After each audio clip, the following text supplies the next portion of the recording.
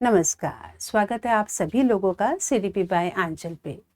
आज का ये वीडियो मेरा चंडीगढ़ जेबीटी के पेपर को लेकर है।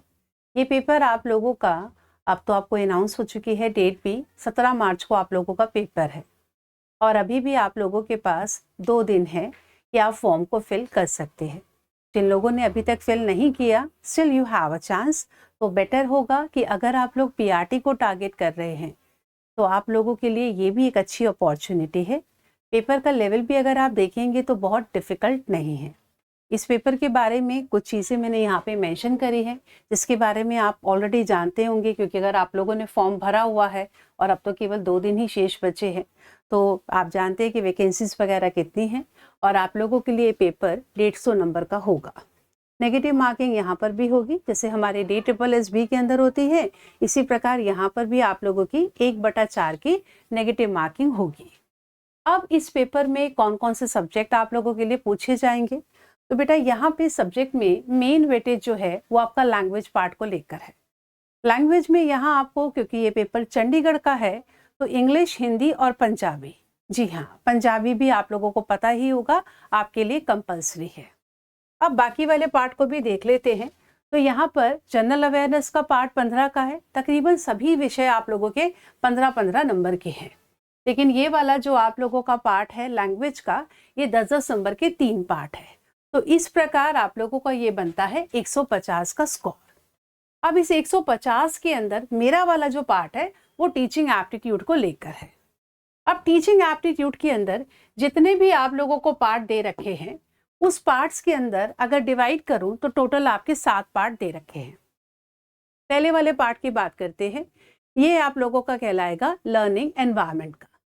लर्निंग एनवायरनमेंट का मतलब वही है कि क्लासरूम में आपके पेडागोजिकल प्रोसेसेस में जो भी टीचिंग एंड लर्निंग है वो किस प्रकार ऐसी हो कि आप कंड्यूसिव एक एनवायरनमेंट लर्निंग का क्रिएट कर पाए, यानी कि फैक्टर्स अफेक्टिंग लर्निंग, और साथ ही साथ एक अच्छी क्लासरूम मैनेजमेंट के कौन कौन से तत्व होते हैं वो सारा पार्ट आपको यहाँ पर करना है। तो यहाँ पर क्वेश्चंस जो है वो आप लोगों के लर्निंग के फैक्टर्स को लेकर हो सकते हैं। इसी प्रकार आप लोगों का है इंस्ट्रक्शनल फैसिलिटीज।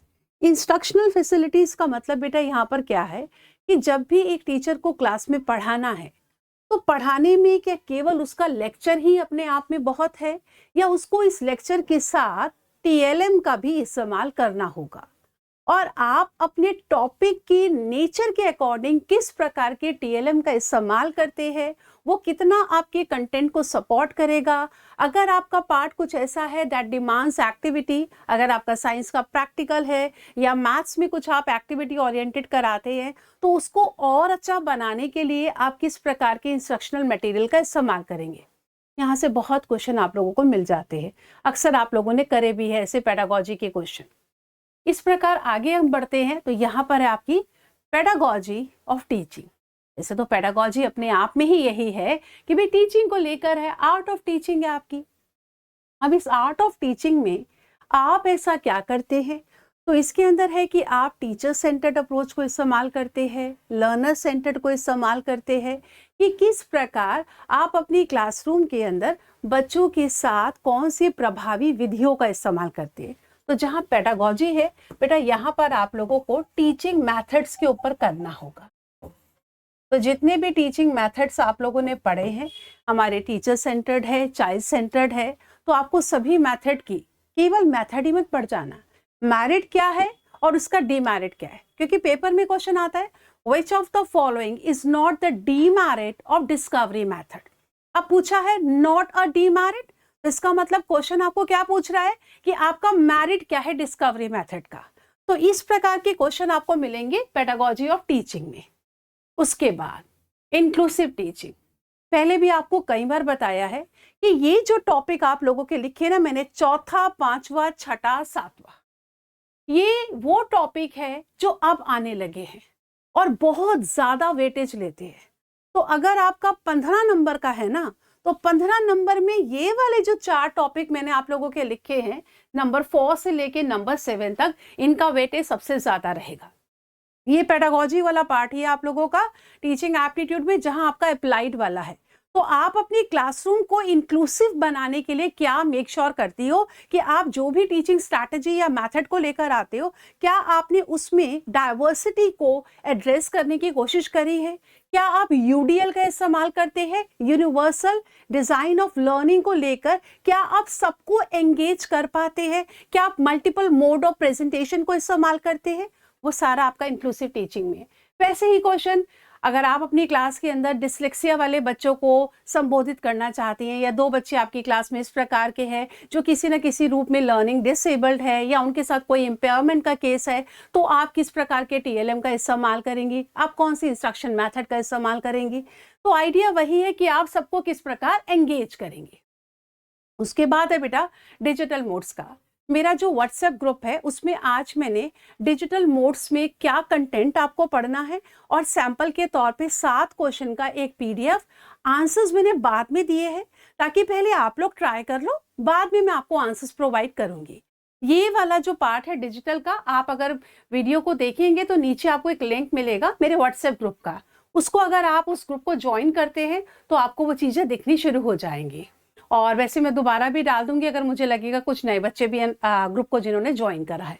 तो डिजिटल मोड में आपने पढ़ना क्या है बेटा? पूरा आपने एनईपी का पढ़ना है। एनईपी इस समय आपके लिए ना एक मील का पत्थर है टीचिंग एग्जाम में, क्योंकि नई पॉलिसी है।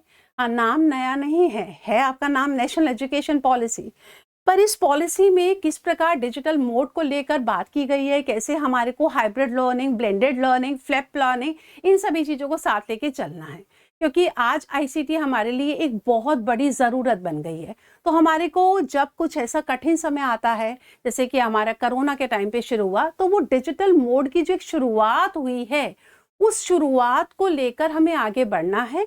तो यहाँ पर आप लोगों को जितने भी डिजिटल प्लेटफॉर्म्स वगैरह गवर्नमेंट के द्वारा इनिशिएट किए गए, चाहे वो दीक्षा को लेकर हो, स्वयं को लेकर हो, स्वयं प्रभा को लेकर हो, मूक को लेकर हो, एडेक्स को लेकर हो, जहाँ पर इंटरनेशनल यूनिवर्सिटीज भी जो जो कोर्सेज करवाती है वो भी है, तो आपको सभी के बारे में पता हो। अपने नेशनल में स्वयं एंड स्वयं प्रभा ही नहीं बल्कि एडेक्स वगैरह ऐसे और बहुत सारे डिजिटल प्लेटफॉर्म्स है, उन सब के बारे में जानकारी होनी चाहिए। हमारे को जितने भी इसमें फुल फॉर्म्स वगैरह है, जितने नाम मैंने बोले हैं, सबकी फुल फॉर्म्स आप लोगों को पता होनी चाहिए। डिटेल आपको चाहिए होगी तो मैंने कहा था व्हाट्सएप ग्रुप को आप देख लीजिएगा। अगला वाला पार्ट है बेटा आपका आईसीटी बेस्ड टीचिंग। तो आईसीटी बेस्ड टीचिंग में आप लोगों के पास क्वेश्चन क्या क्या आएगा? क्वेश्चन यही आएगा जब मैंने EMRS के बच्चों को भी बताया था, आप लोगों को दोबारा बोल रही हूँ। हर टॉपिक में कुछ पेट क्वेश्चन है, अपने इतने वर्षों के अनुभव के कारण ही बता रही हूँ कि यही क्वेश्चन आपको पेपर में मिलेंगे। इसमें एक आप लोगों के हमारे आईसीटी के कुछ मॉडल्स है करिकुलम को लेके, जिसमें मेनली क्वेश्चन आता है, एक कहलाता है एश्योर मॉडल। एश्योर मॉडल ये बेटा आपका इस प्रकार है, एश्योर, और दूसरा मॉडल है आप लोगों का आई केयर, एक मॉडल के ऊपर, और एक आता है आपका टूल्स के ऊपर।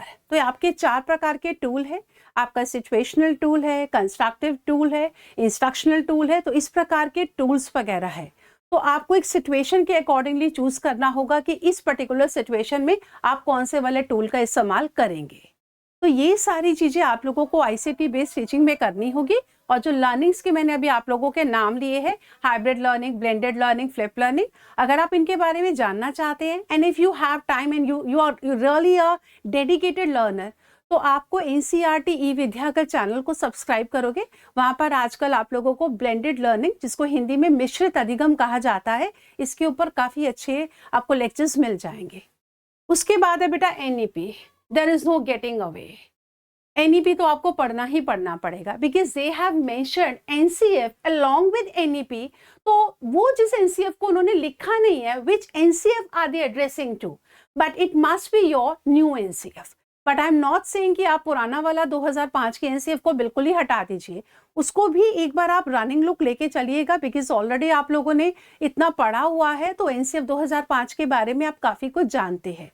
लेकिन फिर भी जो नए एनसीएफ की कुछ बातें हैं उनको आप जरूर देखिएगा, बिकॉज यहाँ पे लैंग्वेज टीचिंग को लेकर इस समय जो हमारे लिए वोकेशनल एजुकेशन एक बहुत बड़ा चीज है, उसके बारे में अलग अलग चैप्टर्स दे रखे हैं। तो उन चैप्टर्स को अगर आप पूरा पूरा गो थ्रू नहीं भी कर पाते हैं, तो आप ना स्टार्टिंग के अंदर जो उसके अंदर जो भी चैप्टर होता है उसके बारे में पूरा दे रखा होता है ओवरव्यू कि what this chapter is all about. तो आप अगर उतना भी पढ़ लेते हैं तो उसकी वो मलाई वाला मतलब जो स्किमिंग वाला पार्ट है मोटा वगैरह, वो मोटा माटी पार्ट जो भी है वो आपको मिल जाएगा उसके अंदर।